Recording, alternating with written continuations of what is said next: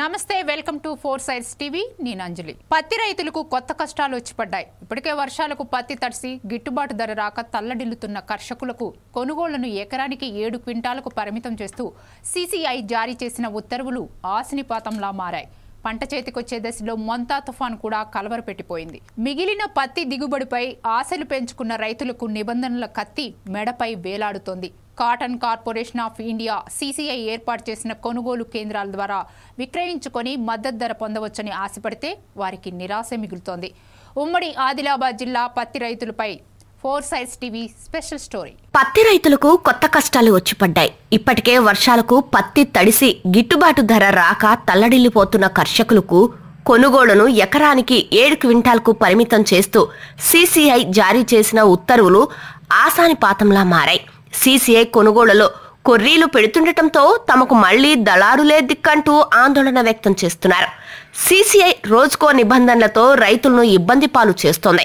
కపాస్ కిసాన్ యాప్లో నమోదైన పంటలను మాత్రమే కొంటామని సీసీఐ చెప్పడంతో రైతులు అందులో నమోదు చేసుకుని స్లాట్ బుక్ చేసుకుంటున్నారు. ఇప్పటి వరకు సీసీఐ కేంద్రాల్లో ఎకరానికి 12 క్వింటాల వరకు పత్తిని అమ్ముకునే వెసులుబాటు ఉండేది. కానీ మళ్లీ మరోమారు రైతులకు దానిని కేవలం 7 క్వింటాల వరకే పరిమితం చేసింది. ఎకరాకు 5 క్వింటాలు తగ్గటంతో కర్షకులు ఆవేదన వ్యక్తం చేస్తున్నారు. తేమ నాణ్యత పేరిట పెట్టే కొర్రీలతో ఇబ్బందులు పడుతున్న రైతులకు కొత్త నిబంధన శాపంగా మారింది. దిగుబడి ఎక్కువ వచ్చిన రైతులు తప్పని పరిస్థితుల్లో దళారులు, ప్రైవేట్ వ్యాపారులను ఆశ్రయించాల్సిన పరిస్థితి ఏర్పడింది.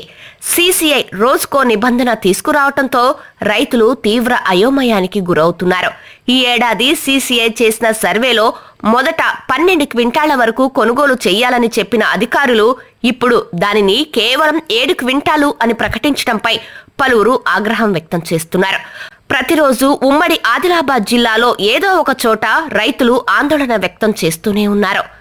దళారులు, మధ్యవర్తుల ప్రమేయం లేకుండా నేరుగా రైతులు పత్తి అమ్ముకునేందుకు సీసీఐ తీసుకువచ్చిన ఈ నిబంధనలు రైతులకు ఇబ్బందికరంగా మారుతున్నాయి. ఇప్పటికైనా అధికారులు ఎకరాకు 12 క్వింటాల పత్తిని అమ్ముకునేలా చర్యలు తీసుకోవాలని రైతులు కోరుతున్నారు. అంతేకాకుండా తేమ నిబంధనలు సైతం మార్చాలని వారు డిమాండ్ చేస్తున్నారు. మరి వారి గోడు సీసీఐ వింటుందా లేదా అనేది చూడాలి. మరి దళారులు, మధ్యవర్తుల ప్రమేయం లేకుండా నేరుగా రైతులు పత్తి అమ్ముకునేందుకు సీసీఐ తీసుకువచ్చిన ఈ నిబంధనలు రైతులకు ఇబ్బందికరంగా మారుతున్నాయి. ఇప్పటికైనా అధికారులు ఎకరాకు 12 క్వింటాల పత్తిని అమ్ముకునేలా చర్యలు తీసుకోవాలని రైతులు కోరుతున్నారు. అంతేకాకుండా తేమ నిబంధనలు సైతం మార్చాలని వారు డిమాండ్ చేస్తున్నారు. మరి వారి గోడు సీసీఐ వింటుందా లేదా అనేది చూడాలి. మరి